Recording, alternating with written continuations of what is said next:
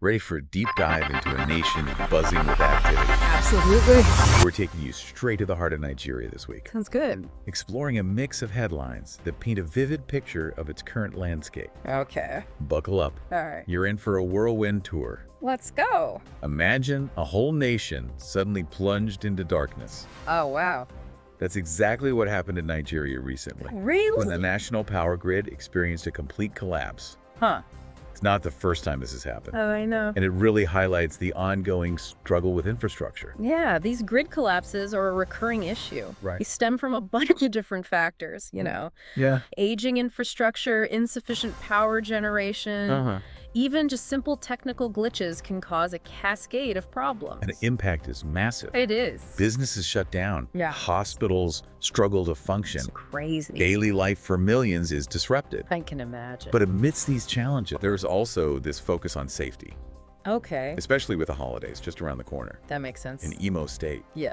the Federal Road Safety Corps is taking things very seriously. Oh, really? They're deploying a huge force. How big? They're talking 362 officers and 327 special marshals Wow, that's impressive. to ensure safer roads during this busy travel period. That's definitely reassuring to hear. It is. Yeah. Now let's shift our attention to some key figures. Okay. Former President Buhari has remained very active, Oh, yeah. even after leaving office. Interesting. Recently, he's been visiting areas hit by devastating floods and a tanker explosion.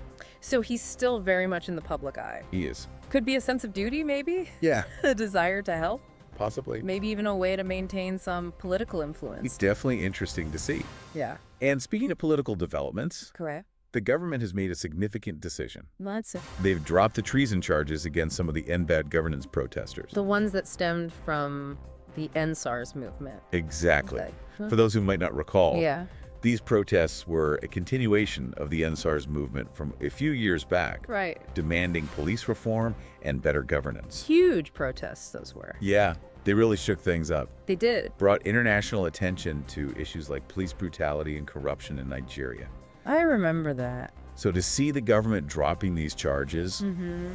even welcoming some of the freed miners at the presidential villa, That's a pretty big step. it is. Could signify a willingness to reconcile, Yeah, address some of the concerns that fueled those protests. hopefully a positive sign. Yeah, let's hope so. But shifting gears to the economic landscape, Okay, things aren't quite as rosy. what's going on? In Kogi State, residents are facing a rather unusual problem: Really? rising housing costs. That's not unusual. But it's due to an influx of wealthy newcomers. Oh, wow. So the opposite problem most places have. Exactly. That's interesting. It's a case of uneven development, It is. where economic growth benefits a small segment of society, Oh, but creates tensions and displacement for others. definitely. And as if that weren't enough, Oh. there's talk of potential fuel price hikes. Oh, no. Remember the new Dangote refinery? Yeah, the one everyone was so excited about. Well, it seems it's mostly producing high-end products.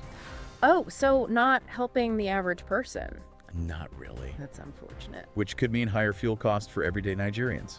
That's a tough situation. Now, on a more somber note, Okay. security remains a pressing concern in Nigeria. Yeah. There was a significant victory against ISWAP. Oh, really? A successful airstrike neutralized 50 terrorists, including a top commander. Wow, that's a big win. There's always a... Always. A new terror group has emerged in Sokoto State. Oh, They call themselves Lakarawas. it seems like one threat disappears and another one pops up. It's a constant battle It is. from fighting terrorism. Yeah. Let's turn our attention to the pursuit of justice. All right. The EFCC. Nigeria's anti-corruption agency. What did they do? They recently arrested the former governor of Delta State Wow. as part of an ongoing investigation. Serious stuff. It involves allegations of misappropriation of funds and abuse of power. That could have major implications. It could. It really highlights the issue of corruption that plagues so many nations. It does. Makes you wonder how much goes unnoticed. And circling back to the protests, Okay. remember those miners who were detained? Yeah. Well, courts have now cleared them. That's good. But it raised serious questions about the treatment of young people during these events. Right. The Inspector General of Police even summoned top police officials Really? to address the issue. Makes sense. Amidst all these intense events, there are moments that remind us of life's fragility. Oh, yeah.